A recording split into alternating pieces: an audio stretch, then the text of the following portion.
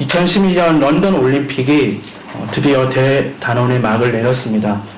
많은 국민들이 선수들의 메달 소식에 자기 일처럼 기뻐하였고, 메달은 따지 못했지만 최선을 다한 선수들에게 또 수고와 격려의 박수를 아끼지 않으려고 했습니다. 우리 선수단은 이번에 당초 목표보다 더 많은 메달을 따서 원정 올림픽 사상 최고의 순위를 기록하였습니다. 정말로 금이환영했습니다. 이렇게 금이환영하기까지 선수들은 많은 땀과 눈물을 흘렸을 것입니다. 4년 동안의 시간은 고된 훈련의 시간이었고 지옥과 같은 훈련도 다 받아냈습니다. 그들에게는 메달의 색깔이 중요한 것은 아니지만 금메달이라는 목표가 있었기 때문입니다. 그 목표를 이루기 위해 모든 고통과 힘든 시간들을 잘 견뎌냈습니다. 선수 생활 자체가 힘들고 고된 훈련이 있음이 예상되지만 확실한 목표가 있기에 선수가 되었고 그것을 잘 감당하고 있습니다. 올림픽 선수에게 확실한 목표가 있듯이 성도로 부르심을 받은 우리에게도 확실한 목표가 있습니다. 그것은 바로 복음입니다. 복음을 영접하고 복음을 전하고 복음을 지키는 것이 우리 성도의 목표입니다. 그런데 복음은 왜 지켜야 합니까? 복음은 정말 소중하고 우리에게 없어서는 안 되는 것이기 때문입니다. 복음은 구원을 주는 복된 소식입니다. 죄로 인해 인간은 영원히 죽는 것이 정해졌습니다. 우리 각개인이 인정하든 인정하지 않든. 그러나 예수님이 우리 죄를 대신하셔서 영원히 살게 하셨습니다. 그래서 이 땅에서부터 영생을 향해 그것을 바라보며 살게 하셨습니다. 이 모든 것을 주신 예수님이 성령을 통해 우리와 함께 하신다는 것, 이것이 복음입니다. 이 귀한 복음을 영접하고 복음의 가르침대로 살아야 합니다. 전해야 합니다.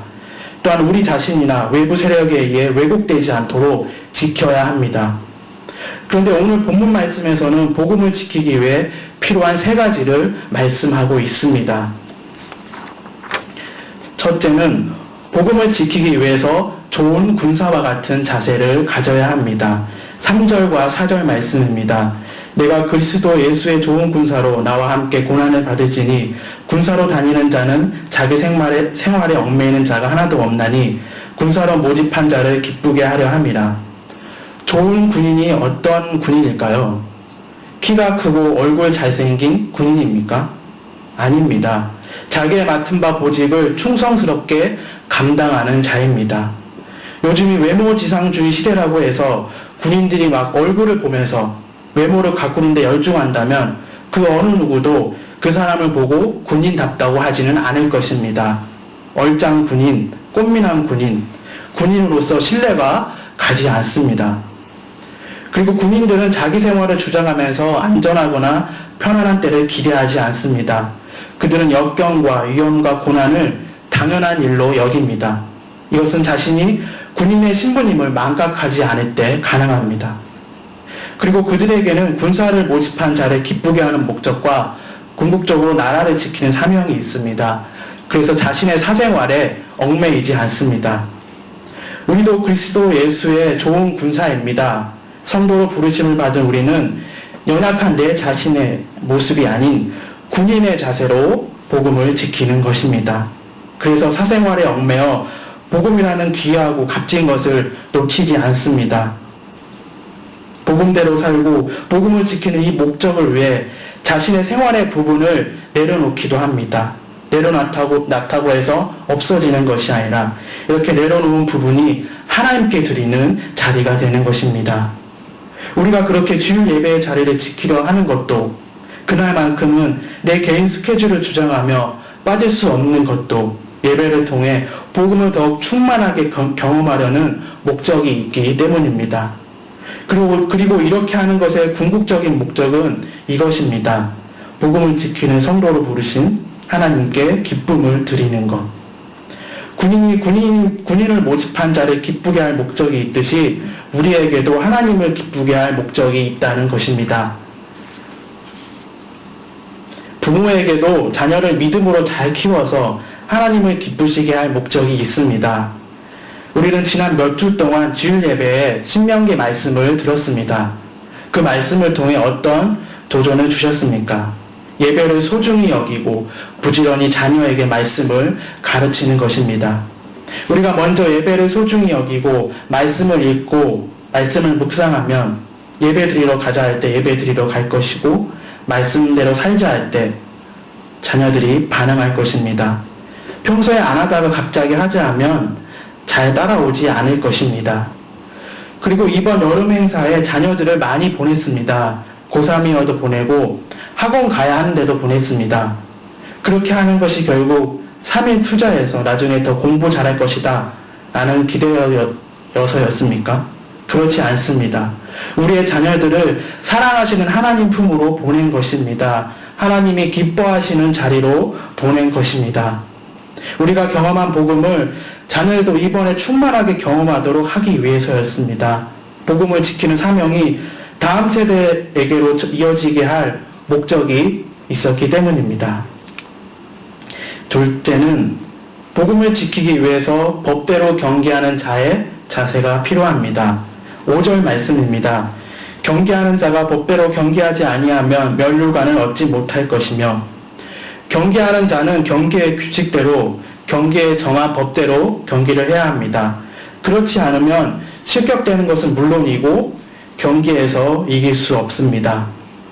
또 올림픽 얘기를 하자면 이번 올림픽 가운데 뛰어나고 아주 놀라운 성적을 거둔 선수들이 많이 있지만 우사인 볼트라는 그 육상 선수를 말하고 싶습니다. 그 선수가 아무리 개인적으로 뛰어났다고 하더라도 그 선수가 우리 팀원들과 함께 계주에 나설 때는 그 계주의 규칙을 지켜야 합니다. 자기가 잘 뛴다고 해서 그 모든 코스를 완주해야 되는 것이 아니라 바톤을 잘 이어주는 규칙을 지켜야 한다는 것입니다. 이 규칙을 지키지 않으면 경기에 이길 수 없다는 것입니다. 그래서 우리도 세상 가운데 규칙을 지키며 법을 지키며 살아가고 있습니다. 크리스천들도 세상법을 잘 지켜야 합니다. 하나님을 믿는다고 하면서 법을 무시하고 살면 안 됩니다. 예수님도 가해사의 것은 가해사에게, 하나님의 것은 하나님에게 바치라고 하시면서 세상의 법에 잘 순종할 것을 말씀하셨습니다. 그리고 성전세를 내야 하냐고 묻는 제자들에게 물고기를 잡아서 그 입을 열어보면 동전이 있을 것이다. 그것으로 성전세를 내라고 말씀하셨습니다. 사도 바울도 로마서 13장에서 말씀하고 있습니다. 세상에 권세 있는 자의 권세는 하나님께로 났으니 권세 있는 자에게 복종하라고 말씀합니다. 그리고 모든 자에게 줄 것을 주되 조세를 받을 자에게 조세를 바치고 관세를 받을 자에게 관세를 바치고 두려워할 자를 두려워하며 존경할 자를 존경하라고 말씀하고 있습니다. 그래서 우리는 세상의 질서와 법에 순종하고 잘 적응해야 합니다. 그리고 중요한 것은 기도해야 합니다. 세상의 질서와 법이 올바르게 실현되도록, 그리고 나라를 위해서, 나라를 이끌어가는 지도자들을 위해서도 기도해야 합니다. 포기하지 않고 기도해야 합니다. 이것이 세상 가운데 살아가는 성도가 지켜야 할 법입니다. 세상의 질서와 법에 잘 순종할 때 복음이 잘 전해질 것입니다. 이것은 세상에 타협하는 것이 아니라 예수님의 말씀대로 복음이 잘 전해진다는 것, 말씀대로 할 때 복음이 잘 전해진다는 것입니다. 세상의 질서와 법에 순종하면서 이 세상을 기도로 세워나갈 때 복음이 왜곡되지 않는 것입니다. 그리고 신앙생활에서도 법대로 해야 합니다. 신앙생활에서도 지킬 것은 지켜야 합니다. 교회에서부터 상식을 지키고 예의를 지켜야 합니다. 교회는 신령한 곳이어서 인간이 만든 원칙대로 하는 것은 하나님의 은혜의 역사를 방해하는 것이다. 그렇지 않습니다. 하나님의 지혜를 주셔서 만든 원칙이며 그것대로 최선을 다해 잘 준비해야 합니다. 그러나 잘 준비하는 가운데 이러한 법을 어기면 안 됩니다. 바로 사랑의 법입니다. 하나님의 법은 사랑입니다.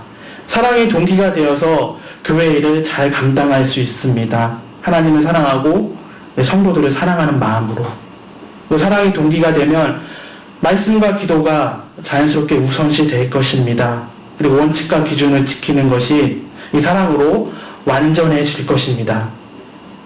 셋째, 복음을 지키기 위해서 수고하는 농부의 모습이 있어야 합니다. 6절 말씀입니다. 수고하는 농부가 곡식을 먼저 받는 것이 마땅하니라. 수고한다는 것은 열심히 일한다는 것입니다. 열심히 일하는 것은 농사일을 잘하기 위해서 반드시 필요한 일입니다. 열심히 일하는 것과 흘린 땀의 양을 함께 가는 것입니다. 그리고 농부는 아무리 땅이 척박하거나 기후가 험하거나 마음이 내키지 않아도 자기 일을 계속해야 합니다. 이렇게 열심히 수고한 농부에게는 보상이 확실합니다. 수고하는 농부가 곡식을 먼저 받는 것이 마땅하니라. 우리는 보통 수고하세요라는 말을 많이 합니다. 일을 마친 다음에 수고하셨습니다 라고 말하는 것은 당연한데, 헤어지는 인사로 수고하세요라고 말하면 더 고생하라는 것인지 삐딱하게 생각하면 오해할 수도 있습니다. 그러나 수고하세요라는 말의 첫 번째는 위로와 격려의 의미입니다.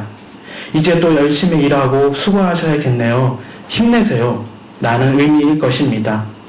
둘째로는 수고함에 대한 유익과 그 열매를 꼭 얻으라는 것입니다. 어떻든 우리의 삶은 열심히 일하고 수고해야 합니다. 열심히 일하지 않고 나에게 오는 유익만을 바라는 모습은 누구도 인정하지 않는 것입니다. 그래서 열심히 일하고 수고하면 그 열매를 먼저는 당신이 얻는 것입니다. 이러한 의미를 담고 수고하세요 라고 말하는 것입니다.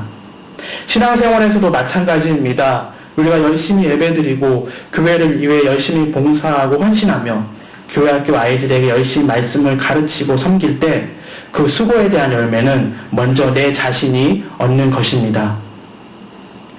예배를 소중히 여기고 열심히 드리는 가운데 진리를 깨닫습니다. 이 진리를 들고 세상에 나가면 아직도 참된 것이 무엇인지 고민하고 방황하는데 시간을 낭비하지 않게 됩니다. 지금 세상은 어떻습니까? 무엇이 진리인지 모르고 이것도 인정하고 저것도 인정하고 있습니다.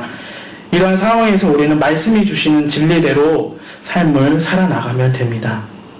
그리고 예배는 하나님의 축복을 삶으로 이어가게 하는 것입니다. 하나님이 누구이신지 예배를 통해 더욱 알게 될 때 하나님의 축복을 그분의 뜻대로 더욱 구하게 됩니다. 교회를 위한 봉사를 통해 겸손을 배우게 됩니다. 섬기는 기쁨을 맛보게 됩니다. 교사로서 수고하는 것의 열매는 인격적인 변화입니다. 한 명 한 명을 위해 간절히 기도하고 때론 듣든지 아니 듣든지 열심히 가르치고 주고 또 주고 감사하지 않는 것 같아도 또 주고 믿음 안에서 아이들과 교제할 때 먼저는 내 인격이 변화되는 것입니다. 그래서 주님의 마음을 조금이나마 알게 되는 것입니다. 그런데 이렇게 수고하는 것은 보상을 바라며 사지는 않습니다. 보상을 주고 열매 맺게 하는 것은 하나님이시므로 우리는 그저 구원받은 성도로서 수고하는 것입니다. 하나님께서 하시는 부분은 하나님께 맡기고 우리는 계속 수고하는 것입니다. 예수님께서도 제자들에게 너희들의 할 바에 충실히 하라고 하셨습니다. 복음을 전하면서 그 집에 평안을 빌게 되는데 평안을 빌었을 때 그들이 그것을 받아들이지 않을 수 있다. 그러나 그럴 때 그 평안은 너희에게로 올 것이다 라고 말씀하셨습니다. 눈에 보이는 결과에 얽매이지 않고 그저 열심히 복음 전하고 복음대로 살면 그 유익이 먼저 우리에게로 온다는 것입니다. 그래서 계속 수고하고 이어나가야 합니다. 좋은 결과를 기대할 수 있는 것은 항상 수고하는 농부이기 때문입니다. 복음을 지키기 위해서는 군인의 자세가 필요하다고 했습니다. 군인에게 오직 한 가지 목적, 모집한 자를 기쁘게 하는 목적이 있는 것처럼 하나님을 기쁘시게 할 목적이 우리에게 있음을 항상 기억합시다. 이 목적을 다음 세대들에게 잘 가르치고 몸소 보여준다면 가정과 교회가 하나 될 것입니다. 가정이어도 마음이 나눠져 있고 교회이어도 마음이 나눠질 수 있습니다. 그러나 한 가지 목적, 하나님을 기쁘시게 하는 목적이 우리 가운데 역사한다면 하나가 될 것입니다. 그 법대로 경계하는 자세가 필요합니다. 세상의 질서와 법에 잘 순종하고 신앙생활에서도 마음대로 하지 않고 감정대로 하지 않고 법대로 해야 됩니다. 바로 사랑의 법으로. 그리고 수고하는 농부의 모습이 있어야 합니다. 좋은 결과를 기대할 수 있는 것은 항상 수고하는 농부이기 때문입니다. 그래서 이제 서로에게 수고하세요라는 말을 많이 하면 좋겠습니다. 하나님을 위해 수고 많이 하세요. 그 유익은 먼저 당신의 것입니다.